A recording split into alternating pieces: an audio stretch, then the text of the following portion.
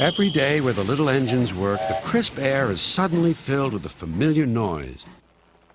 The lakes and mountains have many visitors, and Harold the helicopter flies the sky, making sure that no one is in trouble. All present and correct. Time to return to base.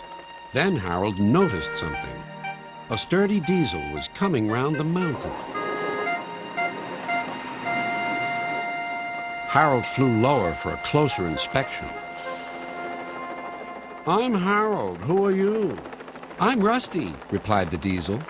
Don't recall seeing you before. What brings you this way?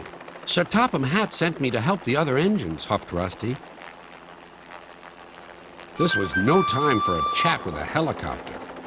Well done. Cheers, and keep up the good work. Cheeky chopper, muttered Rusty. Not long now, encouraged the driver. We'll soon be at the top station. Peter, Sam, and Sir Handel were glad to see Rusty. Even so, Sir Handel wouldn't stop grumbling. The cars didn't like Sir Handel and wanted to play tricks on him.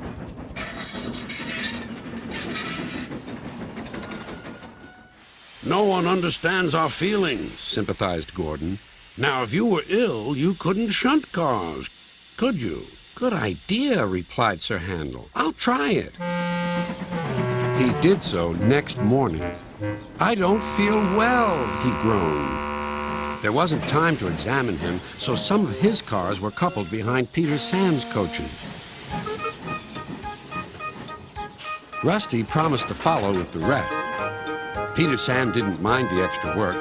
He left his coaches at the station and trundled cheerfully on. Soon they reached the quarry where the cars were needed. Empty cars at the bottom of the slope are hitched to a cable. Loaded ones at the top are hitched to another. By their weight, loaded cars run down the steep slope, pulling the empty ones up.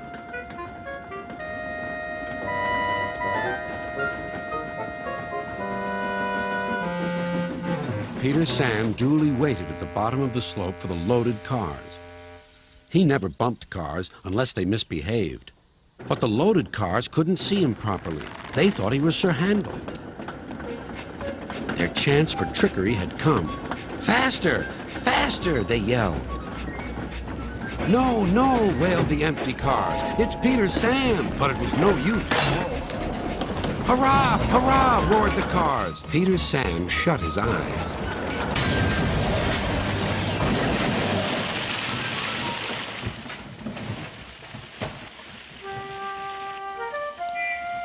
Beep, beep, wailed Peter Sam.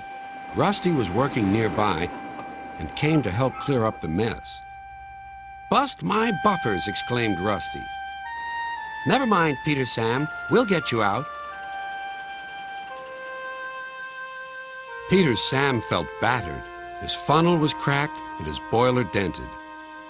Thank you, Rusty, he sighed and limped slowly home.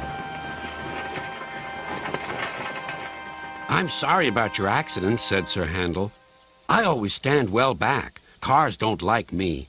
Why didn't you warn me? I didn't think. You never do. You can start thinking now while you're doing Peter Sam's work as well as your own. That'll teach you to pretend you are ill. Sir Handel did start thinking about Gordon. When the wreckage was cleared away, Rusty set off along the line.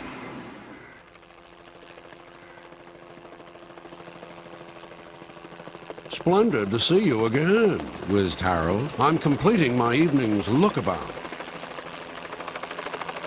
Well done. Cheers, and keep up the good work. And the little diesel purred back home.